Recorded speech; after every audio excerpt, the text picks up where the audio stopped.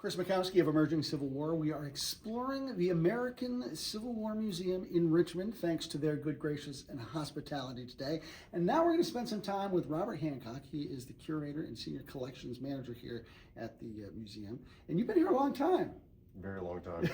Are you as old as the collection itself? I'm not quite that old, but I've been working with the collection about 36 years. So he's going to just show us some of the things that he thinks are pretty cool. And this is an extensive collection that has excellent provenance. So it's, I'd say, probably one of the, or if not the coolest collection of stuff anybody has. Possibly. Yeah. But I mean, I don't want to, You're a little biased? Tell us about the size and scope of this collection. Well, the collection started back in the 1890s. And to this point, we're up to about roughly 16,000 objects.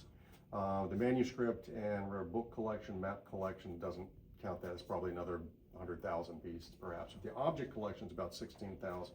It covers pretty much the entire war, all the way from the Battle of Gettysburg to the New Mexico campaigns. It is largely Southern in scope, because it was started back in the 1890s here in Richmond. But since we became the American Civil War Museum, of course, our collecting scope is widened, so we collect everything and anything. For instance, we just have a potentially get some Union artillery pieces in here, which is implements and uniforms, which is kind of nice. So that's on the horizon. And you mentioned that it's not just military, but there's a lot of civilian stories here as well. Yes, this collection is fully 50% non-military.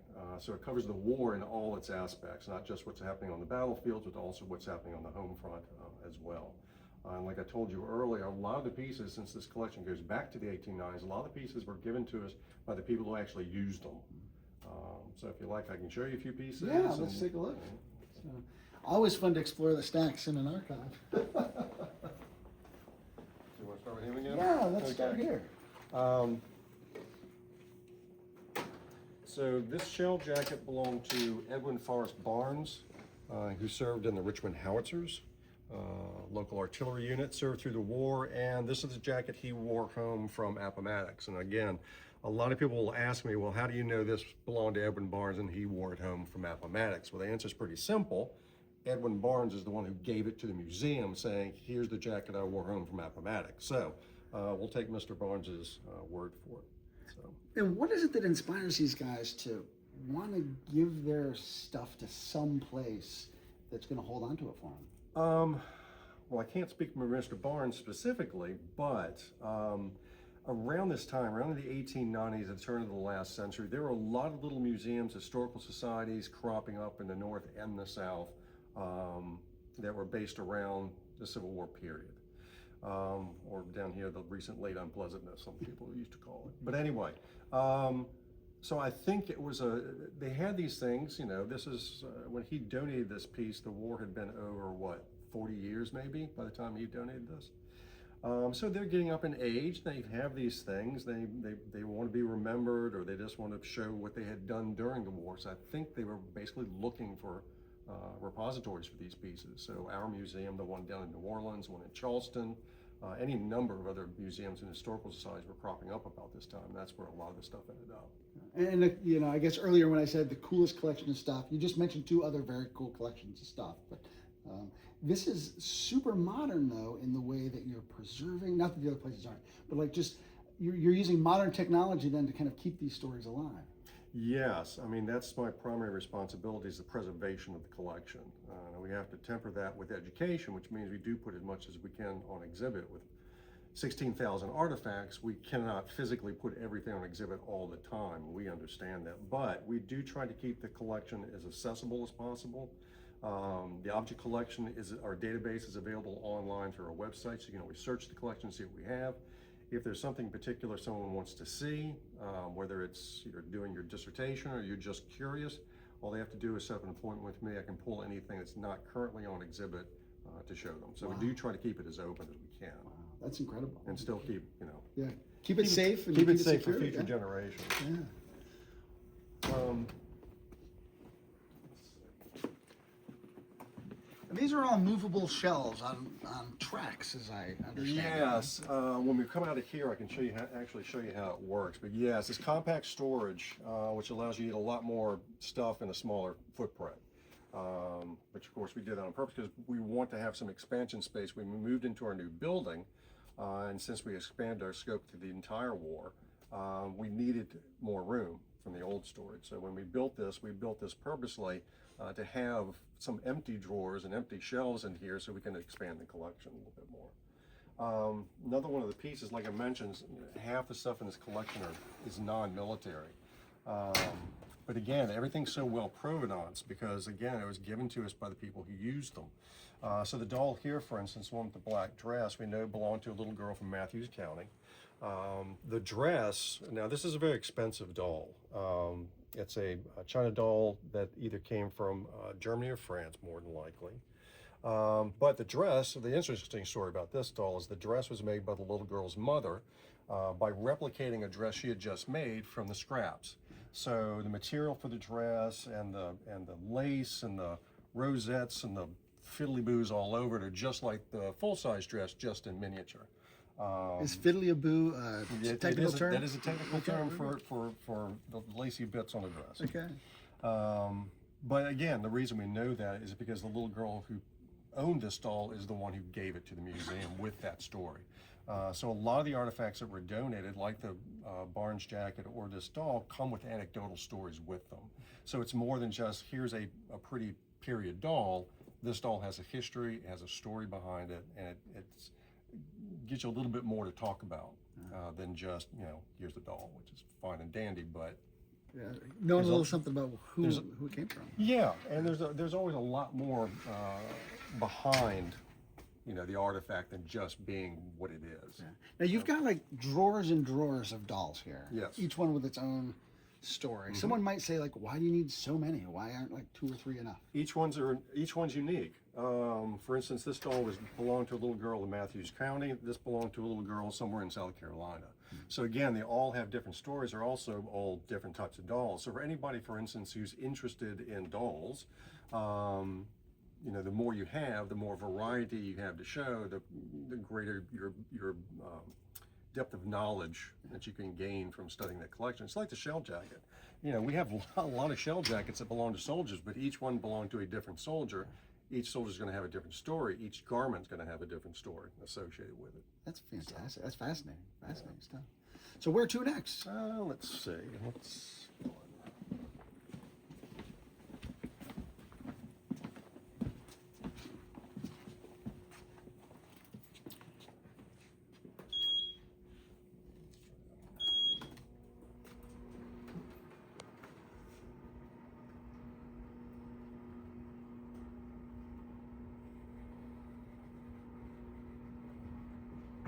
This feels like the big reveal. Dun, dun, dun.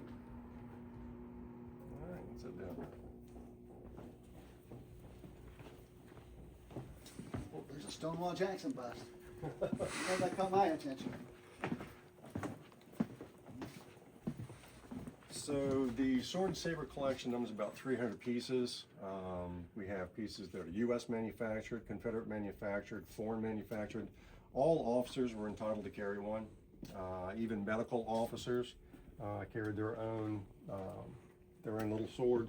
Obviously, they're not going to use that because they'd have to soak the wounds later. It's just a badge of rank, and that's true for most of the swords. They're really just a badge of rank. If you're talking about battle weapons per se, you're pretty much down to cavalry sabers, but even those weren't used extensively. These are tough to learn. You got to learn to fence on horseback, and it takes a while to learn that.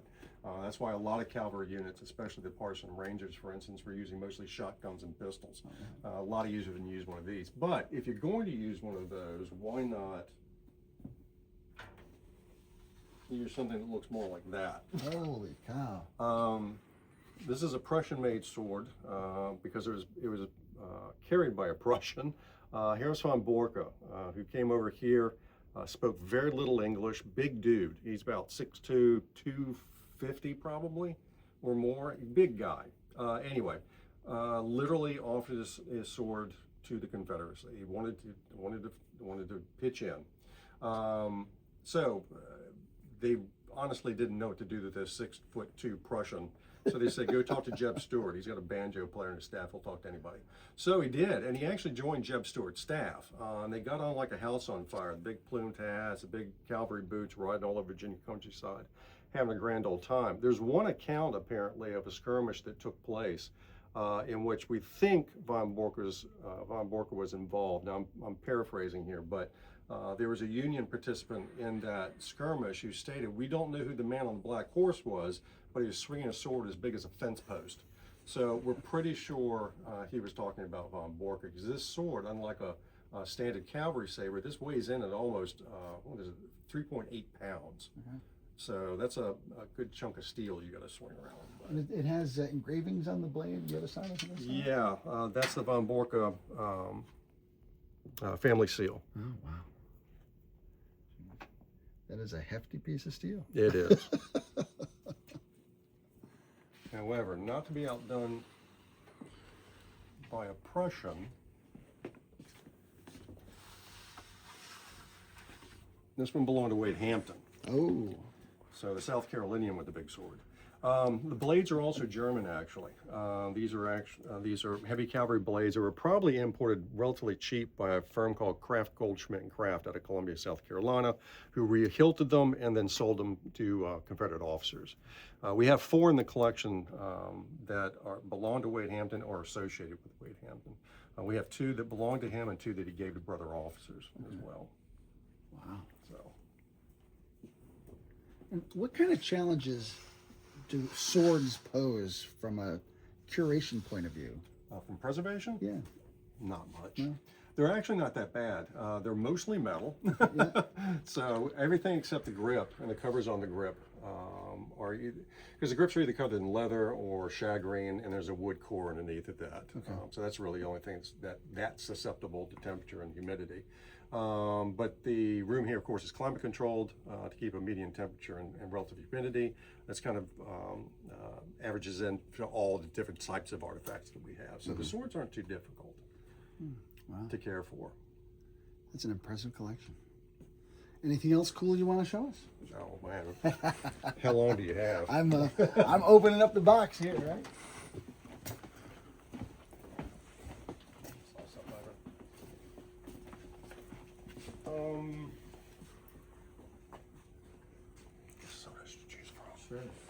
So much to choose from. So we're at the American Civil War Museum in Richmond. We're in the behind the scenes in the curatorial collection here, looking at some of the cool artifacts with curator Robert Hancock. And now we're revealing what looks to be a big collection of saddles. Giddy up. Speaking of preservations, now saddles, on the other hand, are made of wood, leather, and metal. So these are a little bit more, you have to take a little bit more care with these. These are definitely something you just want to throw into a barn somewhere. But saddle here belonged to Jeb Stewart. This is the one he used. It's originally from his U.S. service. He's had it stenciled Jeb Stewart USA, but he continued to use it after he joined the Confederacy as well. The saddle down here at the horn on it was Joseph E. Johnston. Saddle here was a presentation saddle to John Hunt Morgan. So now Lee's saddle is downstairs on display. If you're looking for that one, but anyway, so a couple big names. Yeah. And then behind me is a rack of firearms. Yes, we have a few firearms in the collection. We have everything from flintlocks, which, of course, at the very beginning of the war, the standing army of the U.S. Army was quite small. So when Lincoln calls for volunteers, and of course, corresponding volunteers in the South, they had to start raiding state arsenals that probably hadn't been used for decades. So a lot of guys actually started their training with flintlock muskets, the same sort of thing they used in the War of 1812, the American Revolution. If you were a little bit lucky, you got at least one that was converted to a percussion lock. So this is exactly the same as this one, except for the lock system. Still smooth bore, still going to fire a huge musket ball at you. If you were really lucky, you got the latest and greatest, which was the Model 58 rifle musket, which at least gave you a rifle barrel, but still single shot, 3 shots a minute, well trained. This is what pretty much everybody was carrying during the entire war. A lot of people talk about the Civil War as being a war of innovations or inventions, that sort of thing, and that's true to an extent. But a lot of like the repeating firearms. They had already been invented in the 1850s.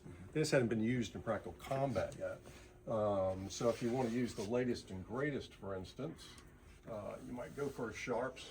Tens of thousands of these were made during the war. This is a breech loader, single shot breech loader. You just load the round in there, put the percussion cap on, fire, and you're good to go. No ramrod. You don't have to ram it all the way down like you do on the infantry. It's a little bit faster. If you want to get a little bit closer to bleeding edge technology, you get something like Spencer carbine. Now the Spencer's unique in that it had a spring-loaded magazine in the butt. So again, you don't have to load them individually. As fast as you can cock it and fire, you're good to go. Now, I think back to when I was a kid and going to the museum, the old visitor center at Gettysburg, and there were just racks and racks and racks of guns. It was like mind-numbing. But like people who like firearms really like to see firearms on display. So to the untrained eye, it can be mind-numbing, but to the specialist, there's really a lot of stuff you can discern. As a collections manager, as a curator, how do you balance that from a visitor experience? That's a good question. We do try to strike a balance, and if you go downstairs, for instance, on our main exhibit, there's one entire huge case that covers the entire wall, which is nothing but uniforms and firearms. So anybody that's interested in that sort of thing, they'll have a field day, and that's scattered throughout the rest of the exhibit as well. But we do concentrate them at the very beginning because we're talking about arming for the war, right at the beginning of the exhibit. So we start right off. On the opposite case, you're right on the civilian side already. So we try to parallel that all the way through the entire exhibit, try to show as much as we can about the scope of the war, not just the battles and leaders, but also what's going on the civilian side. But those that are interested in the military, we do have this stuff in droves, so we have a lot of it on display downstairs. Okay. Well, and I really like your explanation though, because you're using the artifacts to tell that story. Like you're talking about arming for the war, as opposed to just here's a display case, here are a bunch of guns. Like it's telling a story. Right.